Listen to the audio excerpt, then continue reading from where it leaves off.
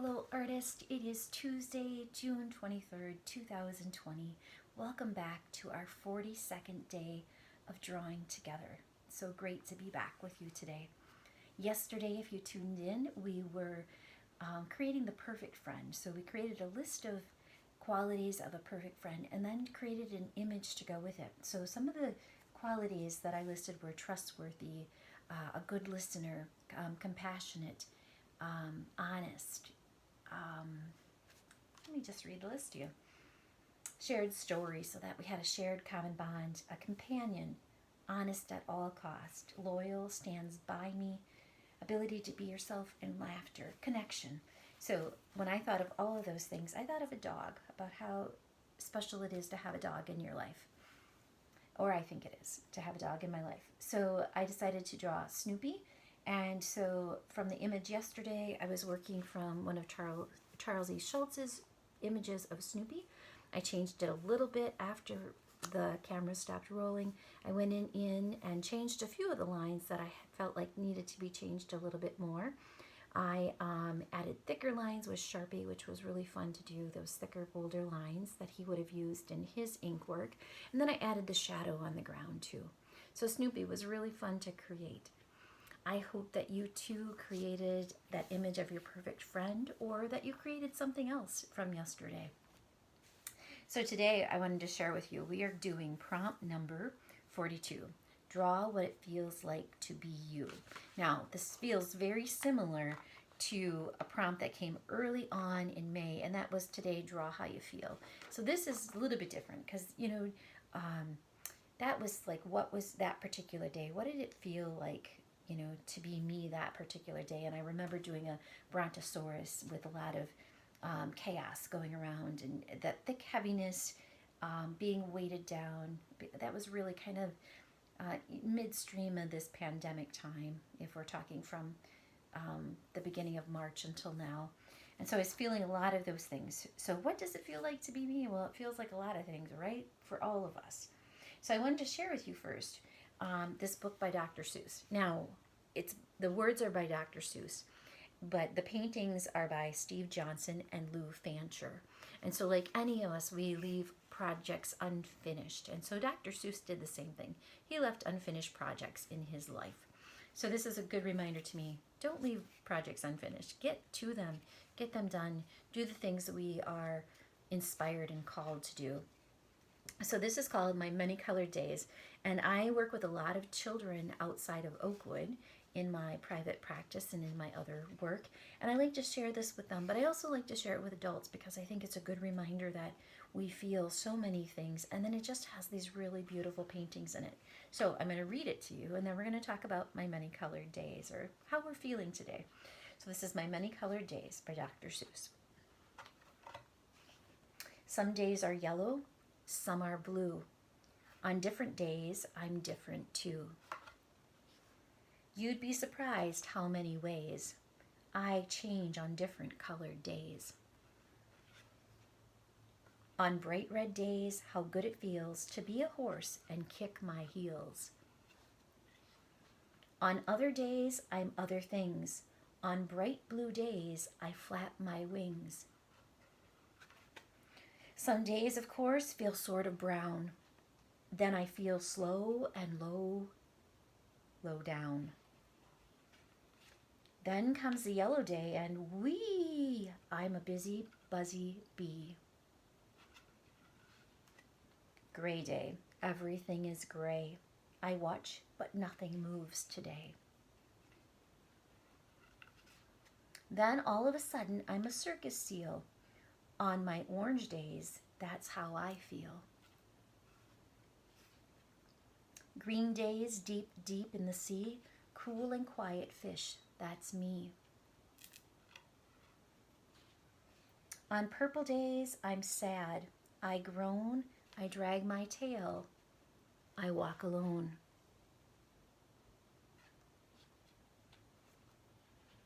But when my days are happy pink, it's great to jump and just to think. Then come my black days, mad and loud, I howl, I growl at every cloud. Then comes a mixed up day and wham, I don't know who or what I am. But it all turns out all right, you see, and I go back to being me. My Many Colored Days by Dr. Seuss, and by paintings by Steve Johnson and Lou Fancher. So today I'm doing something a little bit different. I thought I'm going to mix it up figuratively and literally here, because I am feeling like, do it on this page, I am feeling like I'm a bit mixed up and I've got a lot of emotions going on. So what I've done is I have gone through my daughter's endless crayon bin, and I've torn the paper off some of these broken crayons. I'm going to hot glue them to my page here, and then I'm going to show you what I'm going to do next. So I've got my hot glue gun heated up. I'm going to unplug it real quick. So I've got my hot glue gun here. I'm going to glue these crayons to the page. I've got a yellow, I've got a blue, and I'm gluing them right next to each other on my page here, close to the top. I've got an orange. Oh, I think I'm going to put the orange right here by the blue. I've got I think that's going to be like a maroon. A little hint on if you're trying something like this, or if you're working with old crayons, if you want to peel them. Other crayons don't want to peel very well, but the Crayola crayon papers peel really nicely. So if you're working with something like this and you have broken crayons, or you come to Tabor Studio or the Oak Studio and do a project like this, go for the broken Crayolas, because they will peel for you and not be so frustrating. Like this maroon one, which was a different kind of crayon. Okay, so I've got them glued to my book here.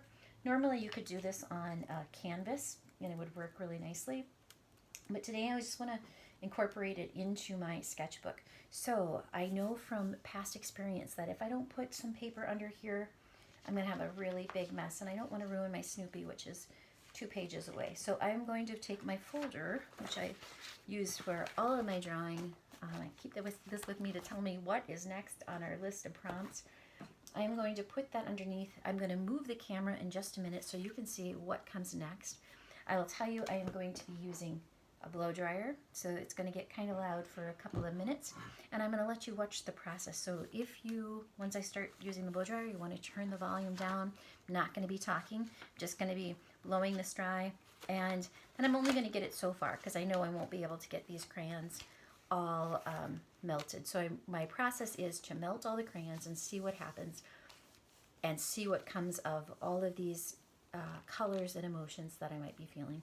And this is a process-oriented art therapy piece, so I don't even know for sure what it's going to tell me by the time I'm done, but the process of it is really important.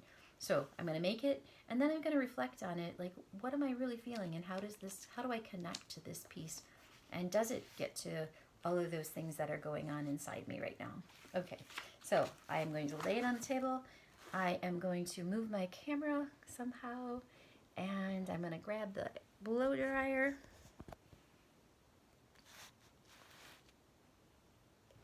Okay, move some of these supplies out of the way.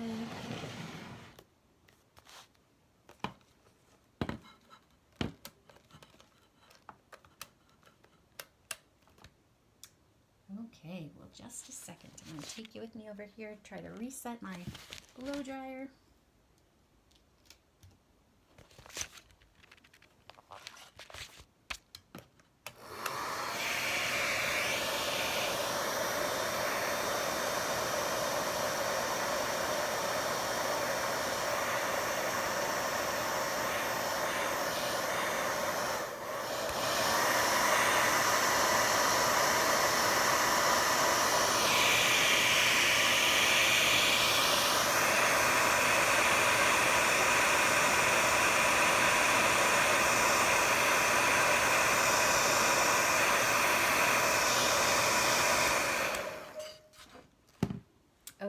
So I'm going to put the camera back up here. I am going to put my paper on the easel. I'm going to work this way because once this heats up, this wax is going to start dripping, and that's what I really want. So I realize this is going to take a long time, but I can see that it's getting heated. I'm going to do this a little bit, then I'm going to turn the blow dryer off and talk a little minute for a minute, and then we'll be done for the day. And when we come back tomorrow, I will have this all melted.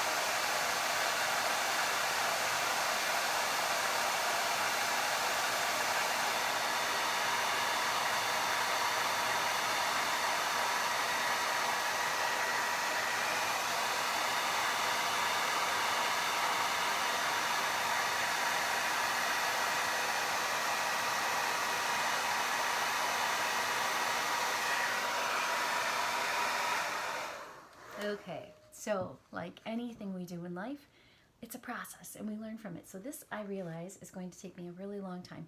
I wouldn't be touching this if the wax were dripping, because it would be way too hot. But I can tell it's not hot enough, so it's just getting a little bit sticky.